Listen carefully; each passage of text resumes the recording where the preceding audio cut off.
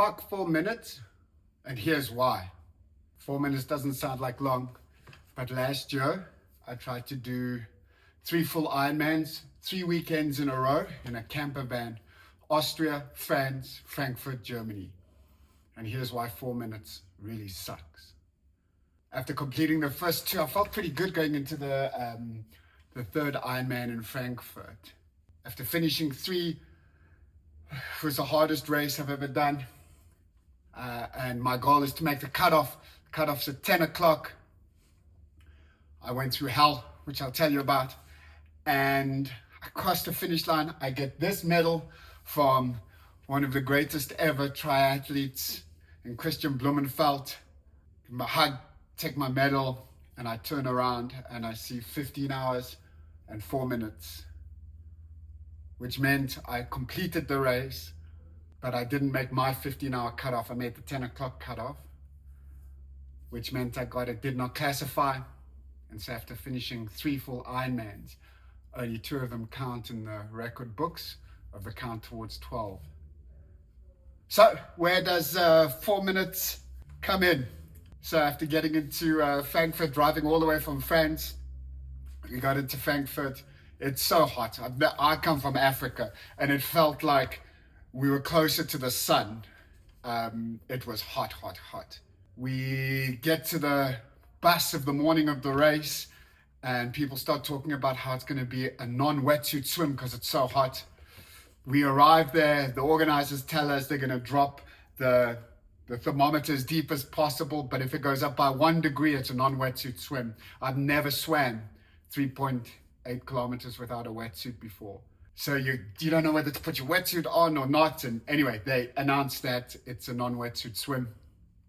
So I have my swim trunks because I've never swam in a tri-suit before without a wetsuit on. And swimming is my one area that I train the least, but I'm okay at. I'd put it as that. And I knew from the previous race in France that I knew what I had to do in the Ironman. I had to match the swim, which I think was like 1:20, something like that. And it's an Australian swim, so you swim 1.9, no sweats, no wetsuit. I got out the water and it was 1 hour 38. So immediately knew I was 14 minutes behind what I should be on. But you can't think too far ahead. I then spent 18 minutes in transition because now you've got to put your tri-suit on and get onto the bike. We hit the bike, beautiful bike course, but hot. I've lived in Botswana. It was hot. I'm from Africa. It was hot. And it was so hot that I had to pull over next to a shade and just sit in the shade for a little bit. Felt like I was going to throw up. And then I finished the bike and I was 15, 16, maybe 30 minutes actually outside of the time that I wanted to do to make the 10 o'clock cutoff. So now you got more pressure. In transition, I left stuff on the bike. It was backwards and forwards. I was disorientated quite heavily. And I spent another 19 minutes in transition, which is not great. I got out onto the run. Got all this pressure. It's 3 in a row. It's like, and I started to run and it was so hot that I just couldn't run. It was just beating hot and I could just walk, and I'd try and run and I couldn't, and I just walked. And Debbie, the amazing supporter, every time she saw me kept saying, "Are you okay?" And the only words I could get out of my mouth is, "I'm trying." And she was like, "Okay, are you okay?" I was like, I'm trying. And somebody would come along and say, "Come run with me." And I was like, "I'm trying." And I'd run a little bit and I just walked. And then I started run, walk, just exhausted, depleted. And I got to 21 Ks and I looked at my watch and I was averaging, I think like 11 minutes per kilometer. So I knew that I was never going to make the 10 o'clock cutoff. But I said to myself, hey, it's fine if I don't make the 10 o'clock cutoff. The goal was to complete 3 full Ironmans, 3 weekends in a row. The fact that it was 17 hour, 16 hour, 15 hour cutoff, this was the hardest one. I thought just walk it and just finish the distance no matter what. So walk, ran, walk, ran, walk, ran. Obviously it gets a little bit later, so it gets a little bit cooler. And I got to the turn in the loop, 10 Ks left. And this elderly German lady looked at me. She could see I was not in a good place. And she said to me, if you want to make the cutoff, you need to hurry up. And I looked at her and I said, I'm trying. It's the only words I'd said for like 4 hours, 5 hours, whatever it was. And she looked at me and she said, you need to try harder and you need to go faster. And I looked at her, and she's a kind, gentle lady. And I was like, you're right, I do. So I grabbed something to drink and I thought to myself, okay, this is it. There's no more races coming up. Let me break myself and just try and run. Just try and run for 5Ks. Just whatever you can do, 5Ks. You can stop every kilometer. You could stop for like 100 meters, but then run the rest. And so I did.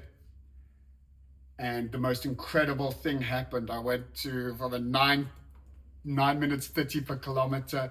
My next K was like 8:30. Then I got to 8. Then I got to 7. Then I got to 7:30. Then I got to 7. Then I got to a 6:30 pace. And I ran 2 kilometers, and there was this gentleman from the Philippines, and he was in just as much pain as me. But we started to run together and walk together and run together and just encourage each other. And all of a sudden, on those last 10 Ks, caught up the time, and I had 15, 16 minutes, I think it was, to get to the 10 o'clock cutoff. And we get to the bridge and you turn to come the last kilometer to the finish line, this huge big finish line in the middle of Frankfurt, like smoke and fireworks and all the rest of it, and people. And I knew that I'd finished. I knew that I was going to complete 3 full Ironmans, 3 weekends in a row. I stopped and I started walking, and the gentleman I'd been with for the last 10K said, come, let's finish. And I was like, you go ahead, I'm broken, I'm done. I'm going to make the cutoff, so I'm happy. And so then I walked to the finish line. Obviously, you run up the red carpet, and they're announcing, here's Andrew, who's done 3 full Ironmans, 3 weekends in a row. It's just this amazing experience. You get to see Christian Blumenfeld, and you get and it's just this moment, and you look up, and there's 4 minutes, you miss the cutoff. And so you can go through that whole experience and be like, oh, if only I'd done transition quicker, if I hadn't stopped to mock throw up in the heat, if I'd have just ran, if I'd have just got into the transition and the bike quicker, I would have made the cutoff. But that's not the truth. That happens in the race. The truth was, it took me 11 minutes to walk from that bridge, that last kilometer. 11 minutes. If I'd have just ran at the same pace we'd been running at with that gentleman, I would have made the 15-hour cutoff. And so for me, the lesson from that is like, it's not finished until you're finished. It's not over till it's over. Like, I'll never make that mistake again, ever. In fact, now I have a stopwatch going to make sure that I make my personal cutoff, because it's from the time you leave the mat. It's not the cutoff at a set time. So I went to the awards the next morning. I went to the referees and was like, hey, listen, does this mean I don't get this as an official Ironman to count towards my 12 in 4 years before I'm 50? And they said, no, sorry, it doesn't. So that morning I signed up at that race to come back and do it again. And that race is happening on Sunday. I've called it the Redemption Race. I buy a finisher shirt at all of the races I go to. Why? Because it's cool. I haven't been able to wear this one. This is from last year, 1 year ago. I haven't put it on. It's been sitting here. I'm taking it with me. And so in 5 days' time, it is my redemption race, Ironman Frankfurt, European Championships. The goal is to finish. I'm more unfit than I was last year. It's been wild. This is to make up for those 4 minutes. Fuck 4 minutes. I'm coming for you. Let's go.